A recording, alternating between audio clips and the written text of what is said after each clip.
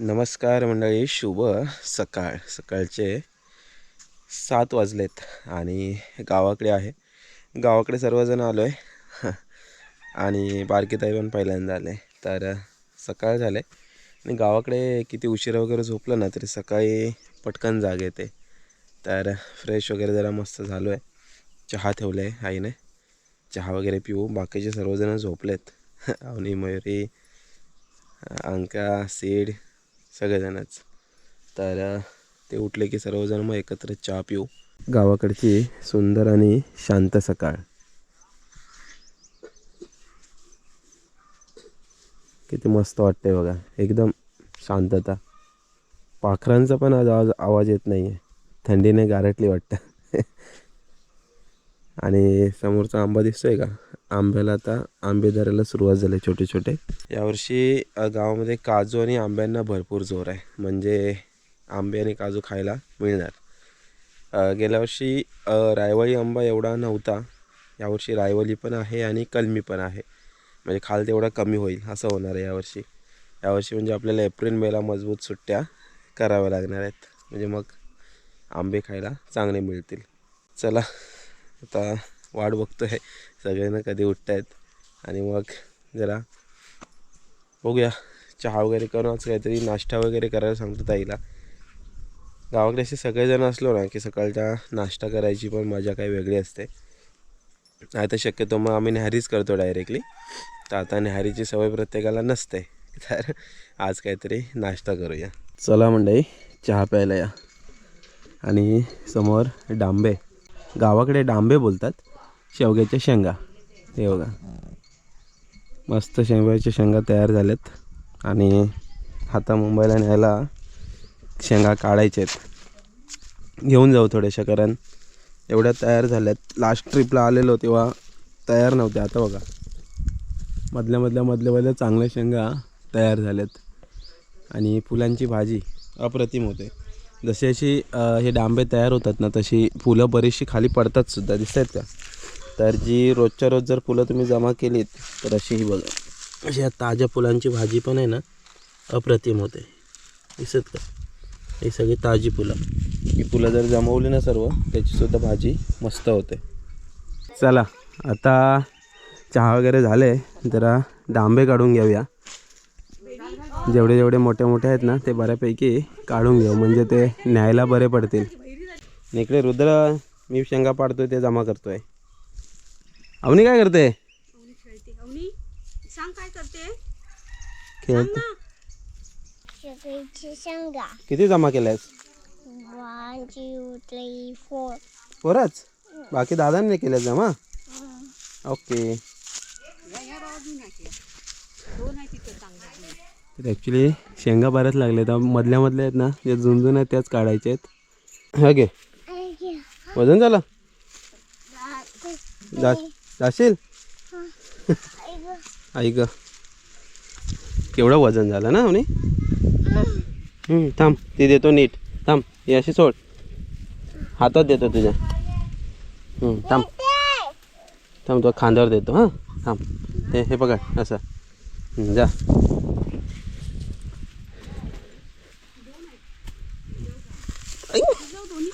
जा.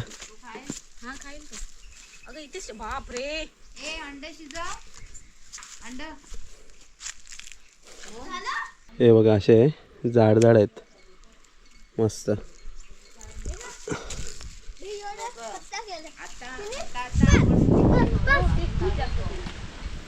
काय करताय? कढीपत्ता मुंबईला नेला. अवनी तू पण काढलाय? अरे वा, व्हेरी गुड. तू पण दाखव. अरे वा, मस्त कढीपत्ता. चला, ताई आले, म्हणजे मला वाटतं हां घर झाल्यानंतर पहिल्यांदाच. तर ताईच्याची काहीतरी खासच ब्रेकफास्ट रेसिपी, नाश्त्यासाठी तयारी सुरू आहे. काय आज बनते आपल्याकडे पोहे. हा कांदा पोहे बनवतोय आपण. त्यासाठी हे पोहे आहेत ना आपण साफ करून स्वच्छ धुवून घ्यायचे 2 पाण्यातून किंवा 1 पाण्यातून धुतले तरी चालतील. इकडे कांदा कापून घेतलाय, मिरची, कढीपत्ता, राई हे सगळं फोडणीसाठी, आणि मीठ, साखर, हळद आणि हे शेंगदाणे. ओके. अशी तयारी झालेली आहे. आता आपण बनवायला सुरुवात करणार आहोत. बरं. इकडे कोथिंबीर आणि निंबू वरून ना. वरून आणि पाहिजे तर शेव पण घालू शकतो. ओके ठीक आहे. ही गावाकडची चूल विस्तव केलेला आईने ना. इकडे आईने इस्तो केलेला आहे मस्त. आणि गावाकडची नवीन चूल हे बघा. भानवसीमध्ये कसं इकडे तुम्हाला माचीस, इकडे काय तवा वगैरे. आता उन्हाळा आहे त्यामुळे इकडे लाकडं तुम्हाला दिसत नाही. ते या बाजूला इकडे लाकडं असतात सुकत घातलेली पावसाळ्यामध्ये खास. नवीन टोप ठेवलेला आहे चुलीवर. आजच उद्घाटन. आज उघडण टोपाचं पण. सगळ्यात पहिल्यांदा आपण तेल घालून घेतोय. ओके. तेल गरम झालेलं आहे तर सगळ्यात पहिला शेंगदाणे आपण फ्राय करून घेणार आहोत. ओके.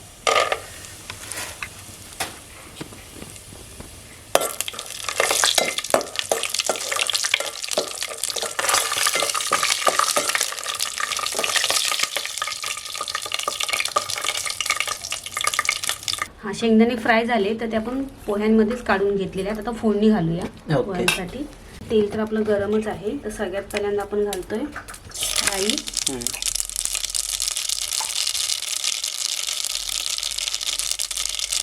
छान तळतळली की कढीपत्ता घालायचा आहे.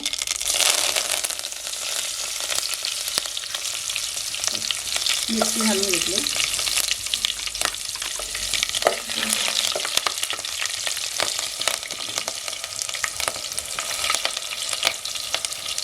कांदा घालते.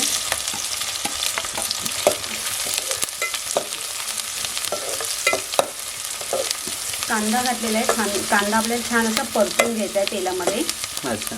मऊ करून घ्यायचं. हा मऊ करून घ्यायचा आहे.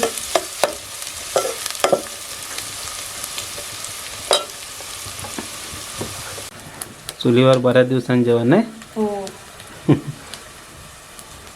कांदा आपला छान असा परतून झालेला आहे. आता इकडे जे आपण एका प्लेटमध्ये घेतले हळद, मीठ आणि साखर, ह्या तिन्ही वस्तू आहे ना आपण एकत्रच घालणार आहोत. अच्छा. आणि या तिन्ही वस्तू घातल्यानंतर छान अशा मिक्स करून घ्यायच्या आहेत. आणि याच्यानंतर आहे ना एक महत्त्वाची टिप्स म्हणजे जर पोहे बनवताना तुम्हाला ते पोहे 4 ते 5 तास अगदी मऊसूत ठेवायचे असतील तर फोडणीमध्ये आहे ना थोडंसं पाणी घालायचं.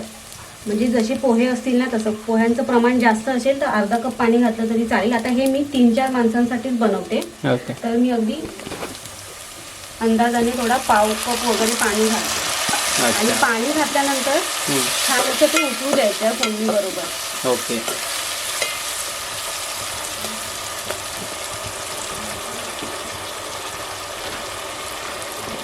पाण्याला उकळी आल्यानंतरच आपल्याला पोहे घालायचे, लगेच नाही घालायचे. अच्छा.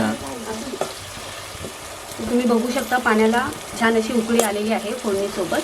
तर आता आपण आहे ना पोहे घालून घेणार आहोत. आणि शेंगदाणे सुद्धा फ्राय करून ठेवले होते ते पण टाकायचे. ते पण घालायचे आहे. अच्छा. आता आपण हे सर्व पोहे फोडणीमध्ये घालून घेणार आहोत. ओके. पोहे भिजवून घेतले ना. हां पोहे भिजून घेतले. ओके.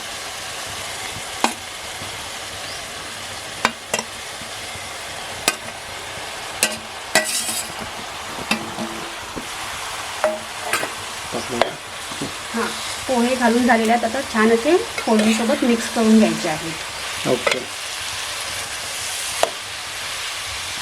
कांदा पोहे ही रेसिपी अगदी झटपट होणारी आहे हो. नाश्त्यासाठी. झटपट पण आणि खायला पण भारी.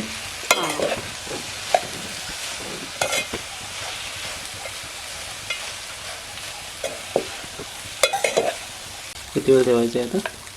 आता मिक्स करून झाल्यानंतर आहे ना एक 5 मिनिटं आपण झाकण ठेवून देणार आहोत. ओके. त्याच्यामध्ये जसं गॅस स्लो करतो तसं चुलीखाली ना विस्तव नाही ठेवायचा आहे. फक्त निखारे ठेवायचे. फक्त निखारे ठेवायचे आणि 5 मिनिटात आपले पोहे रेडी होतील. ओके. पोहे आपले झालेले आहेत. हम्म. आता आपण काढून घेऊ. ओके.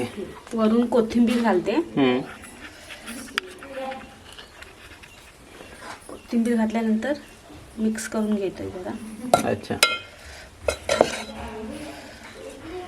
पोहे खायला तयार. तयार. आणि आता प्लेटमध्ये काढून घेऊया.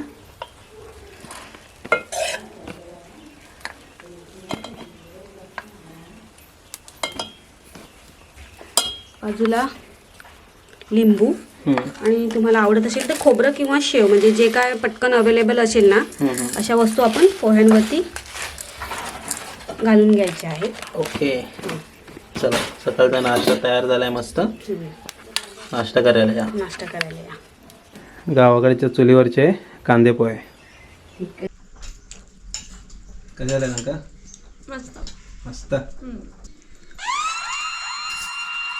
कसं झालं? छान झाले चुलीवरचे पोहे. मस्त झालेत ना. या नाश्ता करायला. चला मंडळी, मस्त नाश्ता झाला आहे. आज खास कांदे पोहे बनवलेले ताईने. गावाकडे आलो की असं सर्वांसोबत आहे ना भरपूर मजा येते, एन्जॉय येतो. आणि गावाकडचं आयुष्य जगण्यामध्ये हीच मजा आहे. त्यामुळे बऱ्याच वेळा सांगत असतो जेव्हा वेळ मिळेल तेव्हा फिरणं खूप महत्त्वाचं आयुष्यामध्ये. जेव्हा तुम्ही दुसऱ्या राज्यात जाता, दुसऱ्या देशात जाता, तेव्हा तुम्हाला बऱ्याच काही गोष्टी शिकायला मिळतात. तिकडचं आयुष्य कसं आहे, तिकडची माणसं कशी आहेत, ह्या गोष्टी सगळ्या पाहायला मिळतात. ते नक्कीच फिरा, जगभर फिरा. पण गाव आहे आपलं, ज्या गावाशी आपली सगळी नाळ जोडलेली आहे, त्या गावाला पण विसरू नका. हे माझं नेहमीचंच असतं. त्यामुळे शक्यतो आपण कुठेही फिरलो तरी गावाकडे माझी महिन्यातून एखादी ट्रिप तरी आवर्जून असते. कारण गाव मंडई गाव आहे. बऱ्याच वेळा सांगतो आहे तरी पण. त्याविषयी एक पोस्ट पण केलेली मंडई. आईवडिलांनी जे काही कमवलेलं असतं मंडई, ते आपल्याला वाढवायचं असतं, विकायचं नसतं. मग ती संपत्ती असो किंवा इज्जत. हे पोस्टवर बऱ्याचशा कमेंट आलेल्या आणि ते रिॲलिटी आहे मंडळी. आईवडिलांनी जर असा विचार केला असता की हे विकतो आणि मी त्या पैशातून माझी मौज मजा करतो किंवा माझं आयुष्य घालवतो, तर आज हे जे काय आपलं आहे ते आपलं राहिलं नसतं. हे कदाचित दुसऱ्यांच्या हातात गेलं असतं. आणि जे हक्काने आपण वावरतो, आता आम्ही कोणत्याही मळीमध्ये जाऊन पार्टी करू शकतो, कोणत्याही मळीमध्ये खेळू शकतो, मला कुठेही जायचं आहे तर मी कुठेही जाऊ शकतो, मला कोणी अडवणारं नसतं. पण एकदा का ह्या जागा जमीन तुम्ही गेलात, पाहुणे झालात की इकडे मग सगळे पार्टिशन होतात, कंपाऊंड होतात, त्यातून तुम्ही जाऊ शकत नाही कुठे काय. समजा गेलातच तर मग कशाला आला रे, इथून नाही जायचं तिथून जायचं, वाटा असतात बऱ्याचशा. आता उन्हाळ्यामध्ये म्हणाल तर आमच्याकडे बघा यायला तिकडून वाटा, ही शॉर्टकट वाटा, हिटून एक वाट आहे आणि ही आहे ती रेग्युलर वाट पावसासाठी. तर या शॉर्टकट वाटा म्हणा किंवा हक्काने आपण रायवली एखादा आंबा खातो, काय काय गोष्टी असतात बऱ्याचशा. आता गावाला वावरताना ह्या गोष्टी समोर येतात. तर हे सगळं आपण मग विसरून जायचं, कारण आपण पाहुणे बनून राहिलात तर त्रास आहे. त्यामुळे म्हणते ह्या गोष्टी लक्षात ठेवा. या प्रॉपर्टी आहेत, ज्या गावची संपत्ती आहे तुमची, जागा जमीनची काय असेल ती जपा, विकू नका. विकून आज मुंबईला कदाचित मुंबई पुणे शहरामध्ये बऱ्याच जणांचं असं झालं की ही जागा विकतात, तिकडे एखादी प्रॉपर्टी घेतात.